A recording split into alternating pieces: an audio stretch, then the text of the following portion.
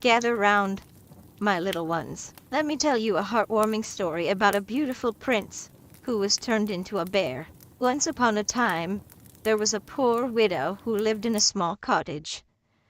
In front of her home was a lovely garden with 2 rose bushes, one with beautiful red roses and the other with pure white roses. The widow had 2 daughters, and they were named Snow White and Rose Red. Snow White was gentle and quiet, while Rose Red was lively and loved to play. Despite their differences, the sisters were very close. They always held hands when they went outside, and promised each other they would never leave each other. Their mother would say that what one has, the other must share. Sisters loved exploring the forest together.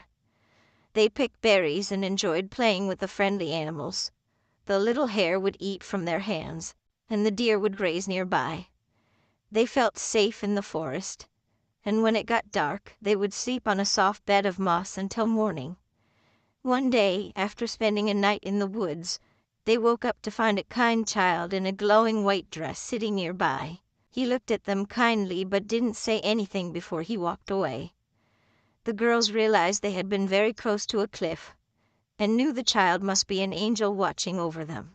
Snow White and Rose Red took great care of their little cottage. In summer, Rose Red would bring flowers to her mother every morning.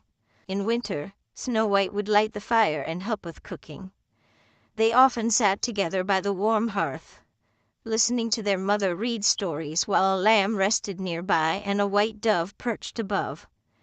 One cozy evening there was a knock at the door.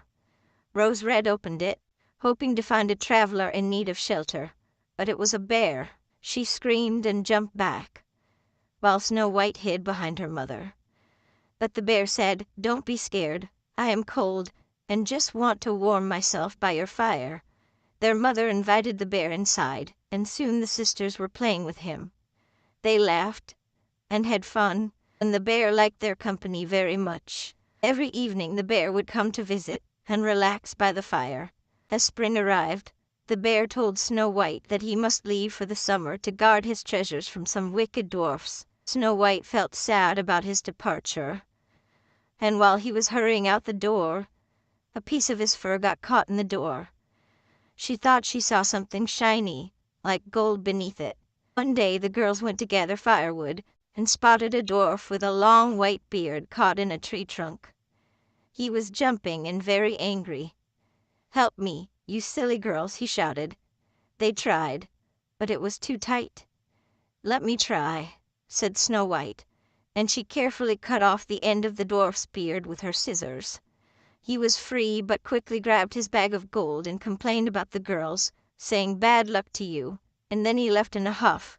Later they found the dwarf again while trying to fish. The dwarf's beard got tangled in the fishing line, and the poor thing was in danger of falling into the water. They helped him once more by cutting some more of his beard, which made him even angrier. One day, while walking through the heath, they saw a huge eagle trying to take the dwarf away.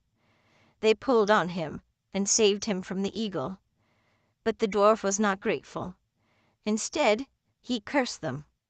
One evening the girls went back to the spot where the dwarf had been, and found him counting his precious stones when a black bear approached them.